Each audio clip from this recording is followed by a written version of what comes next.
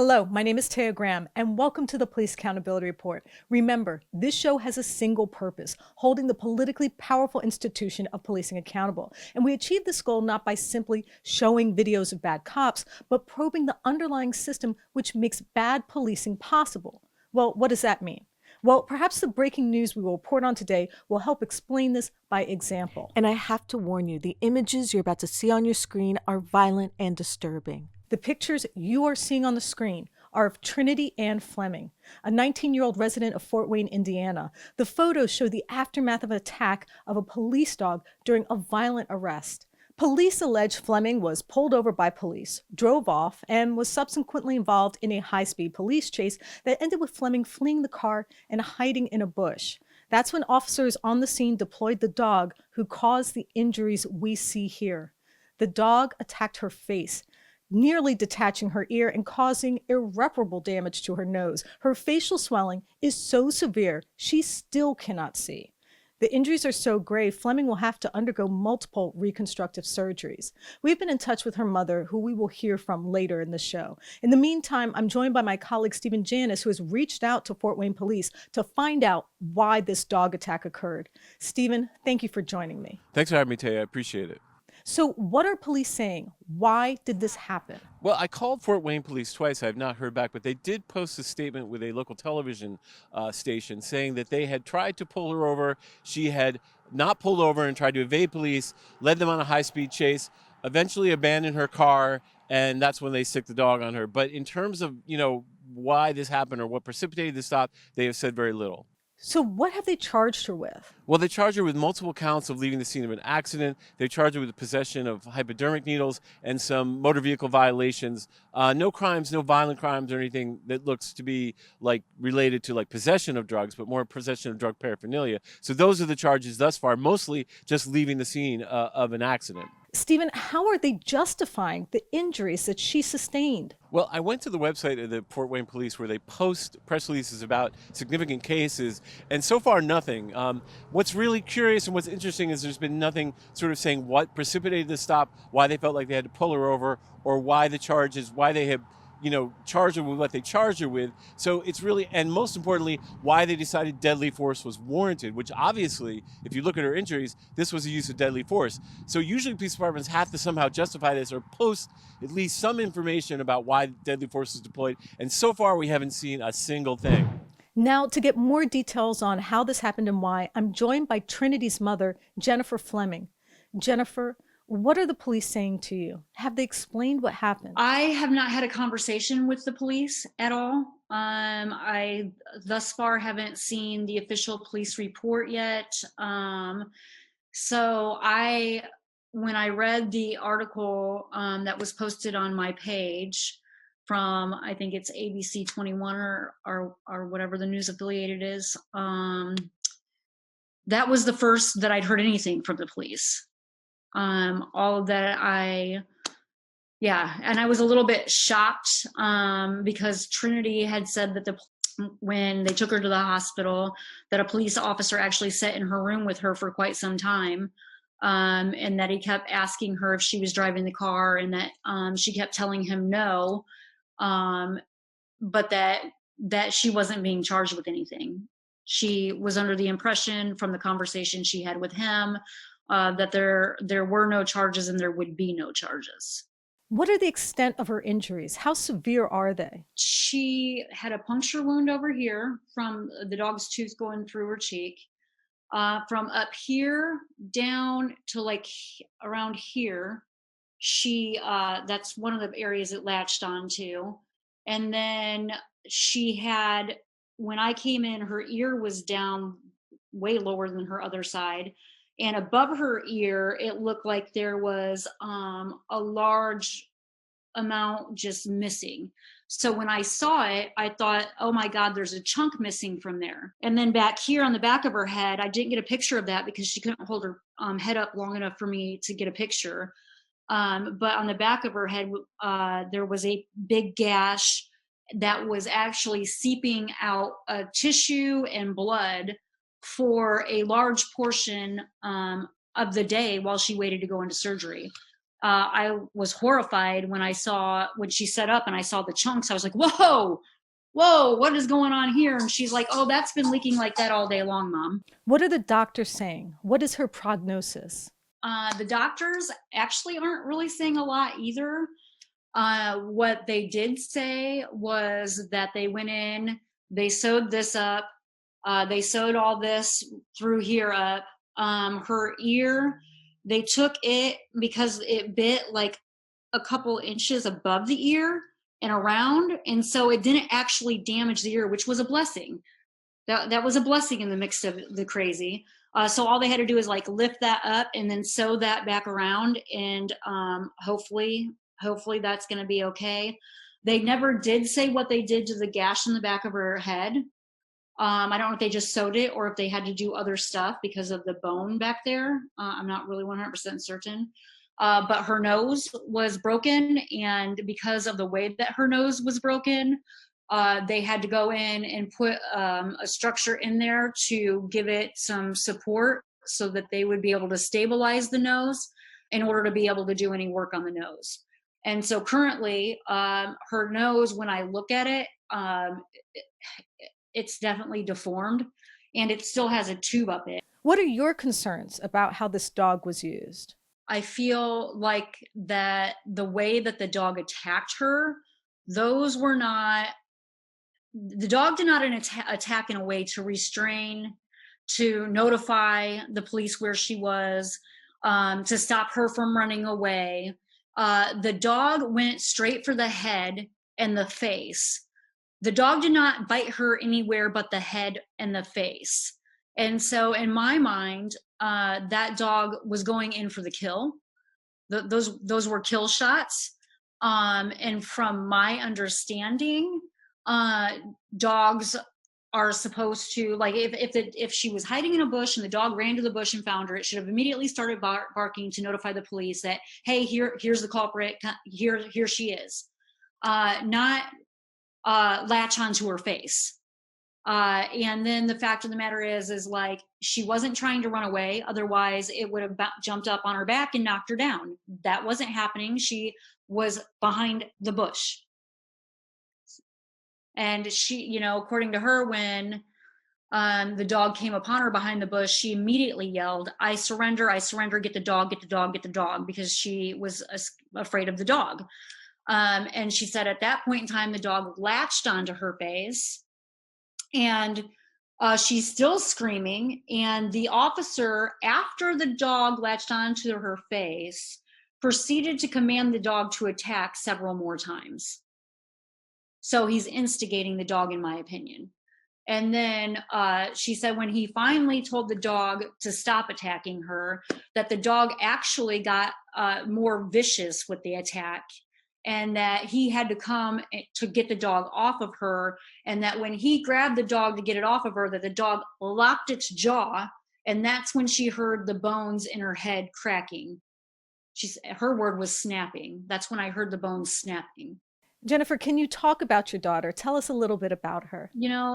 So Trinity really had a rough childhood. I made some bad choices that cost me my freedom. And in the course of me losing my freedom, she ended up being bounced from foster home to foster home, was with family at one point, then ended up in a behavioral health center, and then in another facility. The harder she fought to be with her family, the more punished she was.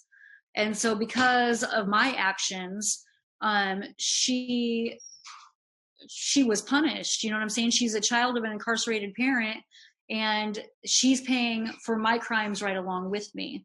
And so I believe because of that, she has a certain level of mistrust and a fear. And she also, sometimes she can be a little bit misguided, but she is a good person, and she deserves an opportunity at a good life. And regardless of what happened to lead up to that dog attack, the fact of the matter is the dog and the police officer are not her judge, jury, and executioner. We have a judicial system that is set up in this country in a certain way that states that when somebody does something wrong, we apprehend them, we arrest them, we read them their Miranda rights, we put them through due process, and that a judge or a jury decides whether they're guilty or not, and the consequences flow from there. So we all have agreed as citizens of the United States to live under that social contract. And at the point that the police officer attacked, put the dog on her, at that point, that police officer was no longer abiding by our rules or our social contract. He was being her judge, juror, and executioner. And so, you know, I'm getting a lot of kickback about what the police are saying she did. And mind you, she has not been proven guilty yet. These are still just accusations, nor have the police actually charged her yet. They're still just accusations. And even if they do charge her, until she's gone through due process, which is her right, she didn't deserve to be punished. As far as I'm concerned, they violated the 8th Amendment of the United States Constitution, and they subjected her to cruel and unusual punishment. And for them to now try to go back in time and do the appropriate due process thing, it's too late. So the fact that they're even now talking about arresting her and they're stacking charges. You cannot flee the scene 5 times.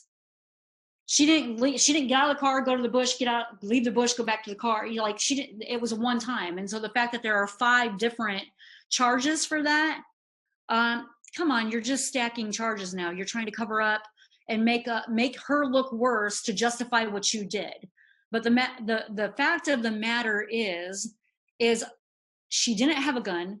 She didn't have a weapon. She wasn't harming anybody. She wasn't attempting to harm anybody. There was absolutely no justification for that dog to attack her in her face. And then not just bite her once, but bite her multiple times. She was mauled by a dog, which means that the attack was allowed to continue on. This wasn't oh, there she is, we got her. This was a brutal attack that basically they decided that she deserved for whatever reason they thought. They claim that she was driving the vehicle. I don't know if she was or not. I have no idea. But the fact of the matter is as her mom, even if she was driving the vehicle, a traffic violation shouldn't lead to a face mutilation.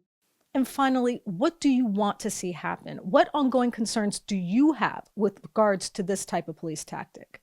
I immediately go to the change aspect. One of the first things that I want to see happen is I would like to see some legislation written, some law passed that makes there be regulations and guidelines for how police dogs are trained.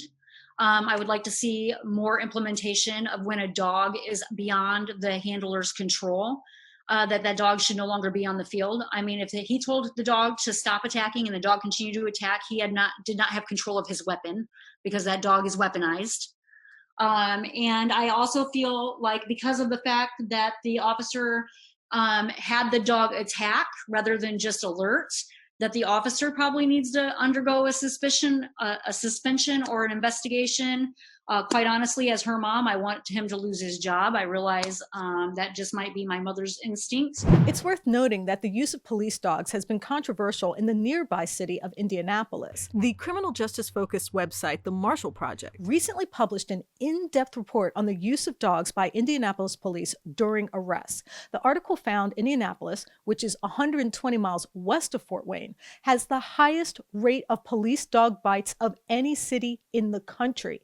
There, a person is bitten by a police dog every 3 days. Another way of looking at this is, for example, the same year that Indianapolis had 220 K-9 dog bites, the New York City Police K-9 unit only reported 25 dog bite incidents. Now, of course, Fort Wayne is an entirely different city, but the issue warrants attention in the context of Trinity's injuries because, as we've noted before, bad practices tend to migrate between departments. And even more important is the question that often goes unasked in these types of cases.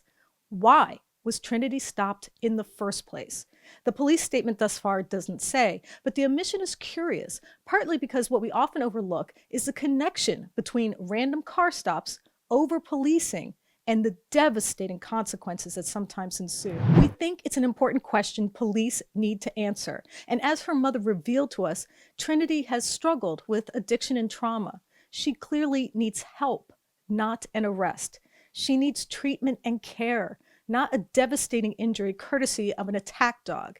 And while her alleged actions, if proven true, were dangerous, perhaps they were set in motion by a system which often takes unnecessary and unproductive risks in pursuit of the elusive goal of public safety by their faith in brute force tactics. My point is not to justify what happened during her encounter with police, but to ask why we are still using law enforcement to intervene in the lives of people who need care. Why have we created a culture of law enforcement still prosecuting the war on drugs, where people are suffering from a disease of the mind and become fodder for jailers and judges? When you see the horrible pictures of her injuries and hear the suffering of her mom, I think it's incumbent upon us to ask, why did a woman who needed help end up in a hospital bed in need of serious reconstructive surgery? I'm sure the police will eventually point to the chase and their actions during it as justification for all that ensued, which is why it's up to us to ask instead, why? Why did this happen at all? I would like to thank Ms. Jennifer Fleming for taking the time to speak with us during this very difficult time. Thank you, Ms. Fleming. And I would like to thank intrepid reporter Stephen Janis for his writing, editing, and research on this piece. Thank you, Stephen. Tay, thanks for having me. I appreciate it. And I would also like to thank photojournalist Cameron Grandino for bringing this case to our attention. And of course, I have to thank friend of the show, Noli D, for her support. Thanks, Noli D. And I want you watching to know that if you have evidence of police misconduct or brutality, please share it with us and we might be able to investigate. Please reach out to us. You can email us tips privately at par@therealnews.com and share your evidence of police misconduct. You can also message us at Police Accountability Report on Facebook or Instagram, or at Eyes on Police on Twitter. And of course, you can message me directly at Taya's Baltimore on Twitter and Facebook. And please like and comment. I do read the comments, appreciate them, and they really do help. My name is Taya Graham, and I am your host of the Police Accountability Report. Please be safe out there.